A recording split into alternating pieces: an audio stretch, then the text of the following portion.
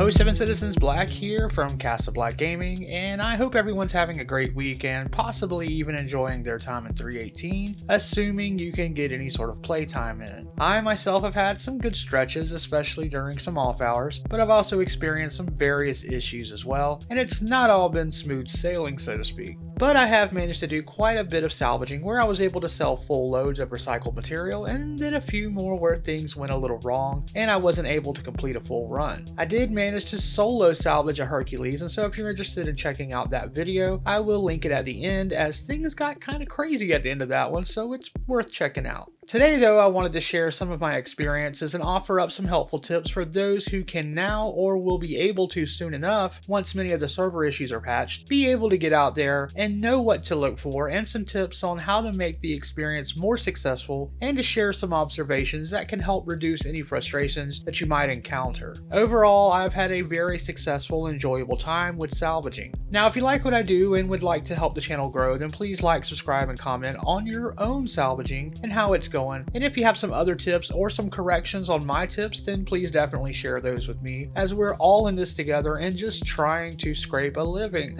Puns, right? Now, let's get to the guide.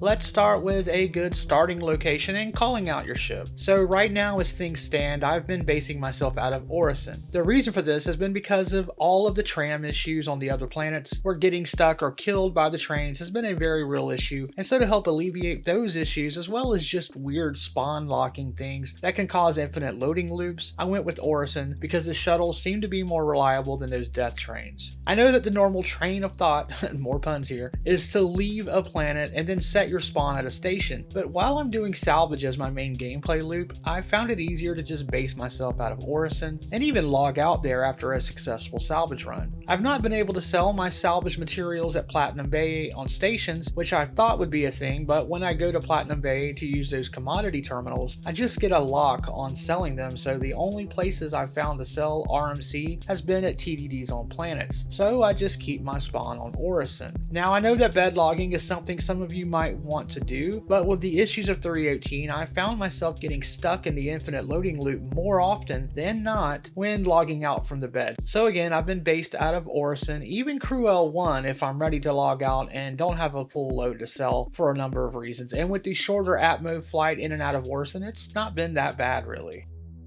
Alright, now as far as prep goes, the big one here is having a multi-tool and a tractor beam attachment before heading out. Now, I know that the salvaging ships can craft these for you, but you pay for that convenience. The multi-tool and tractor beam are around 1,000 credits if you buy them, but if you craft one on the ship, then you need 1.1 SCU of recycled materials, which comes up to around 8,000 credits worth of RMC, so it's definitely better to just bring your own. Now on Orison, you can purchase the multi-tool and attachment from the Providence platform area, with there being a surplus shop, and there's also a terminal where the cargo counter is. Now besides your tractor beam, don't forget some food and drink stored in your ship, because sometimes that thirst meter can plummet unexpectedly, and dying from thirstation can wreck your salvaging run. You might also want to bring med and oxygen pens, because I did get hit by my own cargo boxes, and I also lost a little bit of oxygen once or twice when getting up and down in my seat, like the cabin wasn't recognizing that the door was shut for some reason. The next bit of preparation I would recommend, especially if you plan on being out for more than a single run of salvage, is to just go grab a cargo mission to get a cargo box, so you'll be able to take it with you and leave it at a salvage site that might be too big for you to take all at once, and this will save you time on a return trip and having to find more salvaging. This is no different than taking along a cargo box when mining Quantanium, and for salvaging especially, you most often will find more than you can get in a single run, so just do it. Trust me, you'll be glad you did.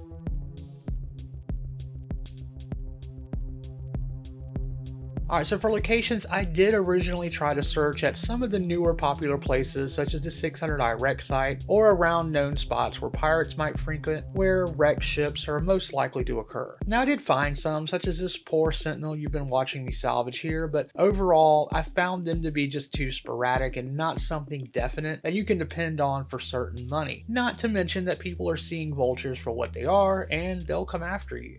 The safest and most reliable places I have found are Lagrange points. Now when it comes to which ones I recommend, I would say any of them really, but if you want to be safe, then don't hit up the popular ones like Crew L1 or Arc L1, and really don't stick too close to a station if you decide to go to one. Even though my solo Hercules video shows me salvaging just above the Crew L1 station, like literally right above it, I was sweating that salvage the entire 2.5 hours I was there. So if you're bold and just gotta go after that salvage that you scan, be ready for unexpected company. Even just going out to some of the Lagranges that are close by your planetary systems will be better than those popular ones. In fact, I would just not hang out at any of the L1s unless you're just secure in your ability to escape. And I can say that if you run across most ships that are bigger than a solo ship, you'll most likely be disabled and your cargo taken. I did try to run from a Taurus, which I don't have footage of, and I didn't get away because my ship literally melted before I could even jump. Now when you reach a Lagrange point, I've noticed that I had better luck finding good spots closer to the stations than, say, the other jump points within a Lagrange cluster, which makes them tempting. If the asteroid density is thick, I like to put my speed at about half to keep the accidental hitting of invisible or small asteroids at check so the ship doesn't blow up. Also, don't ride around with your salvage heads out unless you want to accidentally knock one of them off, because you'll come in too hot sometimes or you might hit a small asteroid piece.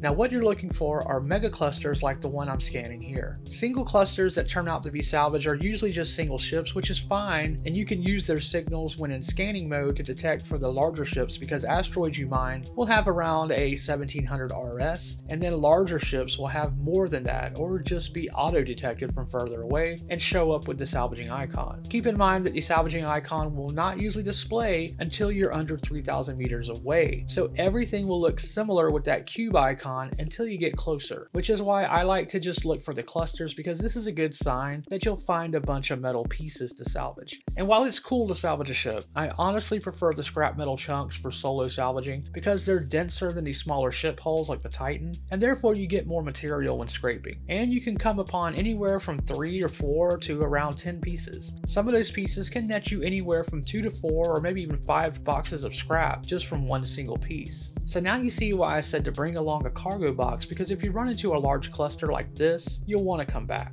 Now, I know some of you will not like that the pieces can offer up more scrap than the smaller ships, and I get it. But keep in mind that some players in the PTU were spawning in their own ships and then salvaging those, and so until a solution for preventing that from happening is in place, this is just an alternative and one that I'm okay with. I'd like to see some cooler shaped floating debris than what we have now, and also hoping the salvaging missions we get later will be ships or large structure pieces instead of just random metal bent pieces.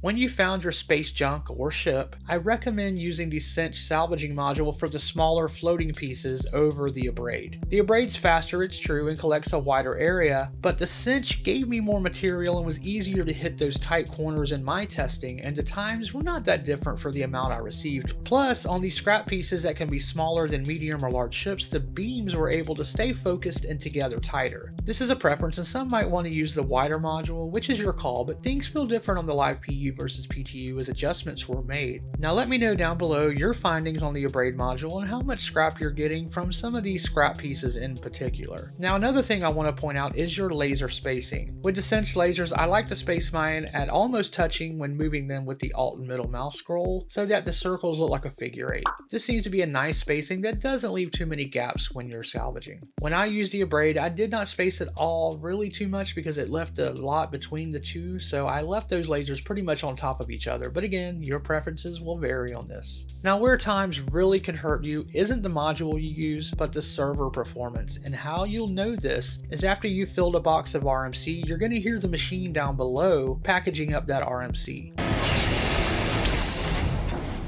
Now it's at this point you'll want to stop your gathering even before you get the orange visual on the screen. The reason is because of server lag, which can be behind anywhere from 10 seconds or less on a good server or more than a minute on a bad. If you keep scraping the hull after hearing that noise, you could scrape an extra minute and won't get credit for what you're scraping, and a minute can almost fill another SCU box of scrap. Now if it's your second box for that round, I would stop the scraping and go ahead and head down to the cargo hold if you're solo and move that first box, and the second box should should be coming right up after that. Then go back up to your salvaging and do some more. Just a note here, if the server performance is good, I was filling 2 SCU boxes within 2 to 3 minutes. If the performance is bad, it can be like 4, 5, or 6 minutes per 2 SCU boxes, which is twice the amount of time or more, which can destroy your UEC per hour if you're trying to min-max here.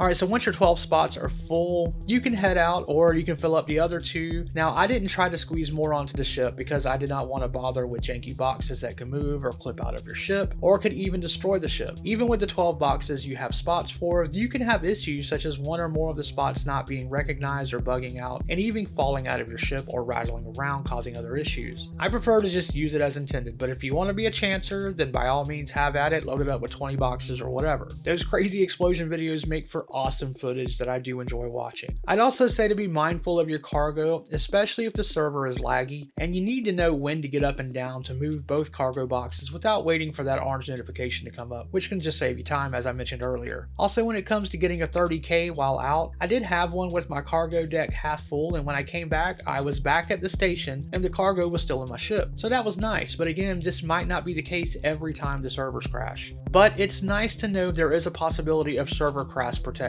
Now, when it comes to selling your RMC, like I stated earlier, the TDDs on the planet seem to be our only option for now. The terminals as of this first live wave can be weird and not recognize the cargo. Sometimes you might find there are 2 vultures in the list, so my advice is just to look at both of them till you see your cargo. Be sure to click any options when selling on the screen, and if all else fails, you can take the cargo to another planet to sell. Orison did not recognize my cargo once, even after trying to go in and out of the terminal, and even trying the cargo center's terminal, but I was able to sell it at Area 18. Also, I mainly stored my ship when landing and sold my items that way, but I heard some say they didn't store theirs and was able to still sell it, so those 2 options are yours and just do whatever works.